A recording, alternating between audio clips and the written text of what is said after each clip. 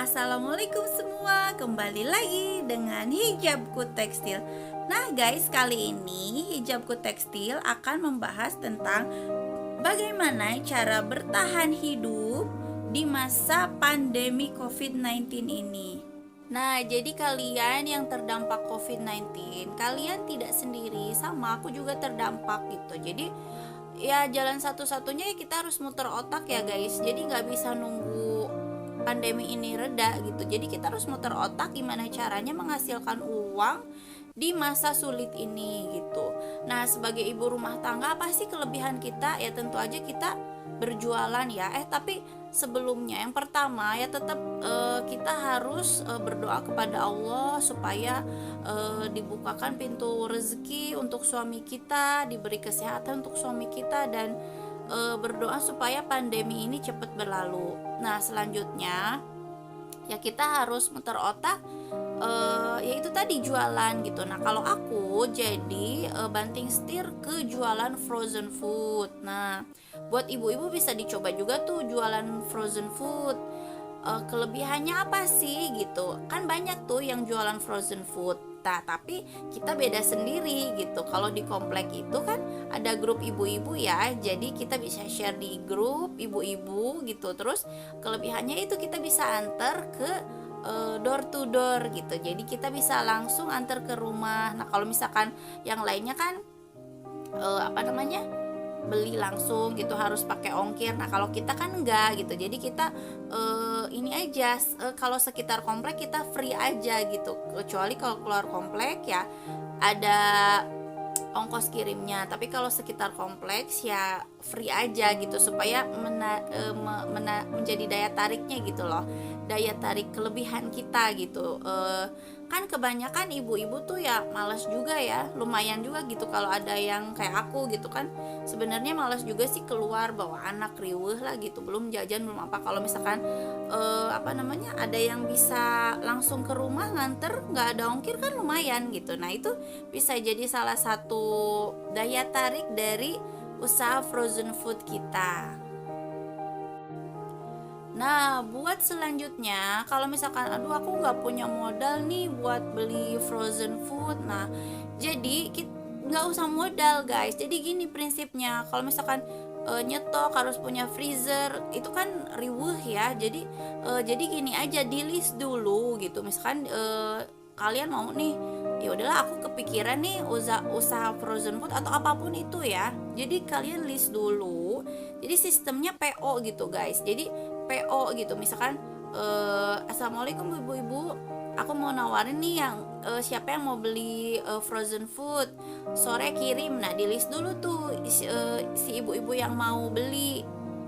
Jadi kita belinya gak nyetok, jadi sesuai permintaan si ibu-ibu itu. Jadi pas langsung misalnya ada 10 nih ini terus kita belanja langsung kita anterin tuh ke rumah masing-masing. Nah gitu, jadi nggak akan ada barang yang nggak laku gitu ibaratnya. Jadi langsung kalau PO kan ya langsung emang apa yang dibutuhkan jadi langsung habis gitu, habis terjual. Nah, terus kalau misalkan nggak punya modal gimana nih? Jadi cari rekanan temen yang emang dia usaha frozen food yang udah jadi distributor gitu. Jadi ibaratnya kita bisa ambil dulu barangnya, nanti kalau si ibu-ibunya udah bayar kita bisa store. Tapi kalau misalkan nggak ada, kita nggak punya rekanan seperti itu, ya otomatis ya harus modal sendiri dulu.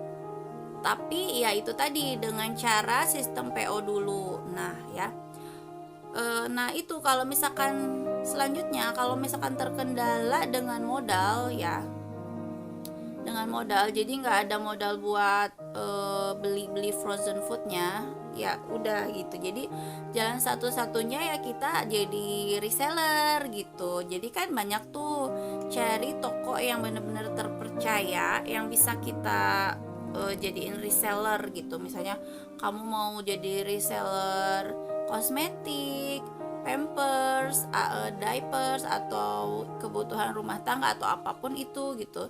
Ya kita jadi reseller aja carinya. Kalau yang terpercaya itu kalau aku carinya di Shopee. Nah, jadi kalau di Shopee itu kan ada ratingnya. Jadi kalian baca dulu aja gitu yang rating satunya dulu. Kalau misalkan sedikit atau kesalahannya cuma sedikit, ya udah kalian bisa ambil. Atau lebih baik lagi kalian nyoba dulu beli satu barang. Kalau misalkan emang barangnya bagus, memuaskan, oke, kalian bisa jadi resellernya itu ya. Jadi reseller apapun itu gitu. Kalau misalkan kalian sukanya resellernya baju, ya udah baju gitu. Kalau misalkan pengennya tas apa, ya pokoknya yang jadi yang lagi ngetren aja lah gitu. Jadi reseller barang yang lagi ngetren, yang lagi happening sekarang gitu. Itu satu-satunya hal yang bisa kita lakukan kalau misalkan kita nggak punya modal. Ya jalan satu-satunya jadi reseller atau jadi maklar lah ibaratnya. Nah, ibu-ibu itu ya. Jadi yang pertama kita harus banting setir ya, cari peluang. Terus yang kedua ya jadi reseller itu ya, jadi reseller. Dan yang ketiga kita misalkan bisa tuh jualan basreng, apalah cemilan-cemilan anak kecil di rumah gitu. Atau misalkan kalian tuh punya hobi masak, ya coba bikin roti yang kekinian gitu atau kue-kue kekinian gitu. Terus dipasarinya di grup ibu-ibu gitu. Kita kan ada, kalau misalkan udah jadi ibu-ibu, ada apa namanya, grup sekolah, grup rumah, ya banyak. Nah kita ya sharing aja di grup-grup itu gitu. Sistemnya itu tadi, mendingan kita sistemnya PO supaya kita barangnya tuh nggak ada yang tidak laku gitu. Jadi laku semua gitu ibaratnya ya. Nah selanjutnya kalau misalkan kalian bisa menjahit, kalian tuh bisa jualan masker gitu. Atau kalau nggak bisa menjahit ya ada mesin jahit gitu. Kan banyak tuh tutorialnya di YouTube. Jadi kalian bisa bikin-bikin percobaan. Kalau hasilnya memuaskan bisa dijual tuh maskernya gitu, yang gampang-gampang aja lah gitu. Nah selanjutnya kayak aku ini bikin vlog gitu, upload ke YouTube. Nah itu aja lah iseng-iseng gitu. Jadi ada kegiatan gitu kita ya. Jadi sebagai ibu rumah tangga nggak tok banget gitu ngurus anak. Kan kasihan ya suami gitu, di saat susah ya kita juga harus muter otak juga gitu, harus pinter nyari duit. Nah guys, setelah kalian berhasil menemukan ide ya, dan itu sudah berjalan gitu, dan ya selanjutnya kita harus berhemat gitu, sangat-sangat berhemat. Kalau misalkan apa yang nggak terlalu butuh ya nggak usah dibeli. Misalnya kita sering makan di luar, ya sekarang ya jangan gitu, masak aja lah di rumah gitu. Jalan-jalan sangat big no ya. Jadi kan supaya berhemat gitu. Jadi benar-benar kita harus berhemat banget supaya tetap kita bertahan. Nah selanjutnya, buat yang punya cicilan nih, kan bingung ya, nggak ada penghasilan tapi cicilan tetap harus dibayar, bener nggak? Nah pertama yang kalian bisa lakukan adalah ya minta keringanan. Nah kalau misalkan kalian yakin dalam beberapa saat kemudian penghasilan kalian akan kembali jauh lebih baik, kalian mungkin bisa minta keringanan ke pihak leasing atau apapun itu untuk ya keringanan COVID aja. Biasanya ada gitu, kayak suami aku ada keringanan, jadi bayar bunganya aja yang itu sangat-sangat mencekik gitu ya. Tapi ya daripada kehilangan, ya udah bayar bunganya. Dan ada beberapa aset yang ya udah dilepas gitu, dijual aja. Misalnya nih kalian lagi nyicil mobil nih ya, karena adanya COVID ini kan gak mungkin kalian bisa nerusin cicilan mobil. Jadi ya udah mobilnya dijual aja. Jadi kan berkurang tuh beban kita. Jadi kalau saran aku ya, jadi kalau misalkan kalian punya cicilan yang bisa kalian lepas gitu, seperti mobil misalnya ya, kan gak terlalu urgent ya. Kalau mobil kita masih bisa pakai taksi online, angkot atau apapun itu gitu. Jadi ya udah kita lepas aja lah mobil, motor, ya udah gitu. perih dulu lah gitu. Ini mikirin supaya ya kita bertahan hidup aja gitu, buat bisa makan aja kan alhamdulillah gitu ya. Jadi ya itu tadi, lepasin cicilan, jual atau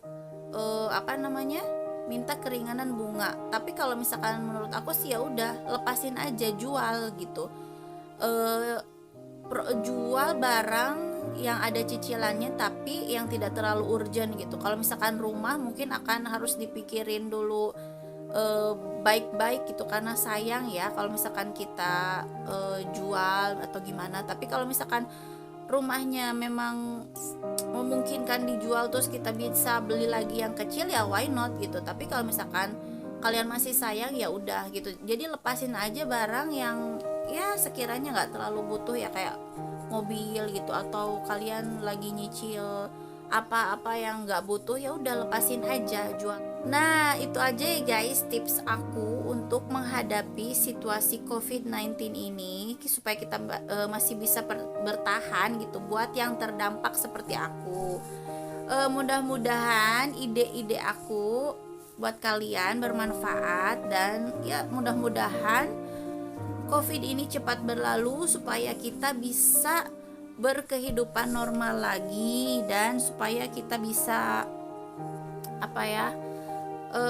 hidup normal lagi lah, hidup normal tanpa masker, bisa bernafas bebas gitu, bisa bercengkrama dengan orang-orang tersayang kita dengan bebas gitu, bisa berwisata lagi, bisa jalan-jalan bebas lagi gitu kan ya. Mudah-mudahan Indonesia bisa bangkit lagi dan COVID-19 ini segera cepat berlalu. Nah itu aja ya guys tips aku yang tadi aku udah bahas panjang lebar. Semoga bermanfaat ya. Assalamualaikum.